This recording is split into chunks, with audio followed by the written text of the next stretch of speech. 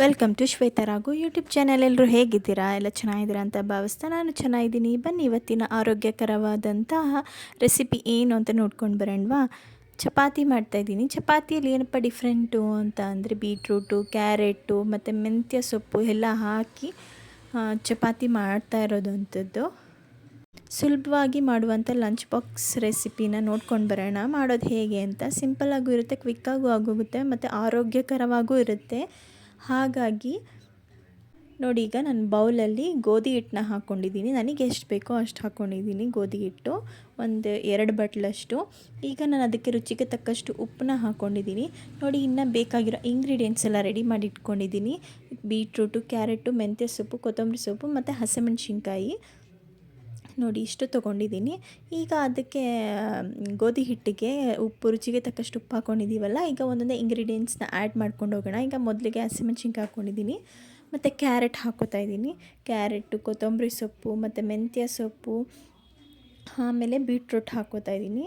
ಹಾಕ್ಕೊಂಡು ಇವಾಗ ಎಲ್ಲದನ್ನು ಮಿಕ್ಸ್ ಮಾಡ್ಕೊಂಡು ಬರಬೇಕು. ಜೊತೆಗೆ ಸ್ವಲ್ಪ ಜೀರಿಗೆ ಪುಡಿ ಹಾಕ್ಕೋತಾ ಇದ್ದೀನಿ, ಫ್ಲೇವರ್ಗೆ ಚೆನ್ನಾಗಿರುತ್ತೆ ಅಂತ ಹೇಳ್ಬಿಟ್ಟು, ಜೀರ್ಣ ಆಗೋದಕ್ಕೂ ಒಳ್ಳೆಯದು ಅಂತ ಹೇಳ್ಬಿಟ್ಟು ಹಾಕೋತಾ ಇದ್ದೀನಿ 1 ಸ್ಪೂನಷ್ಟು.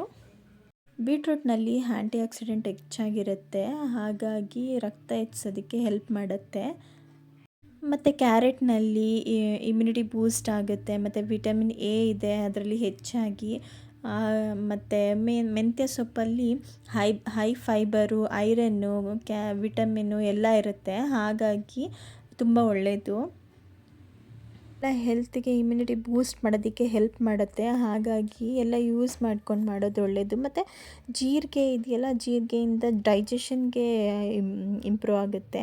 ಸೊ ಅದಕ್ಕೆ ಇದನ್ನೆಲ್ಲ ಹಾಕಿ ಮಾಡೋದ್ರಿಂದ ಮಕ್ಕಳು ತಿಂತಾರೆ, ಮಕ್ಕಳಾಗಲಿ ದೊಡ್ಡವರಾಗಲಿ ವೆಯ್ಟ್ ಲಾಸಿಗೆ ಎಲ್ಲದಕ್ಕೂ ಯೂಸ್ ಆಗುತ್ತೆ. ಹಾಗಾಗಿ ಮಾಡ್ತಿರೋದು ತುಂಬ ಚೆನ್ನಾಗಿರುತ್ತೆ, ಸಿಂಪಲ್ಲಾಗಿರುತ್ತೆ, ಕ್ವಿಕ್ಕಾಗಿ ಹೋಗ್ಬಿಡುತ್ತೆ. ನೋಡಿ, ಇವಾಗ ನಾನು ಆಗಿರೋದನ್ನ ಲಟ್ಟಿಸ್ಕೊಂಡು ಸುಡ್ಕೋತಾ ಇದ್ದೀನಿ. ತುಪ್ಪ ಹಾಕ್ಕೊಂಡು ಸುಡ್ಕೊಳ್ಳೋದ್ರಿಂದ ತುಂಬ ಚೆನ್ನಾಗಿರುತ್ತೆ, ಹೆಲ್ತಿಗೆ ಒಳ್ಳೆಯದು ತುಪ್ಪ ತೊಗೊಳ್ಳೋದ್ರಿಂದ. ಹಾಗಾಗಿ 1 ಸ್ಪೂನ್ ತುಪ್ಪ ಹಾಕ್ಕೋತಾ ಇದ್ದೀನಿ ಬೇಯಿಸ್ಕೊಳ್ಳೋದಕ್ಕೆ. ನೋಡಿ, ತುಂಬ ಚೆನ್ನಾಗಿರುತ್ತೆ, ತುಪ್ಪ ಇರೋದ್ರಿಂದ ಟೇಸ್ಟಾಗಿರುತ್ತೆ.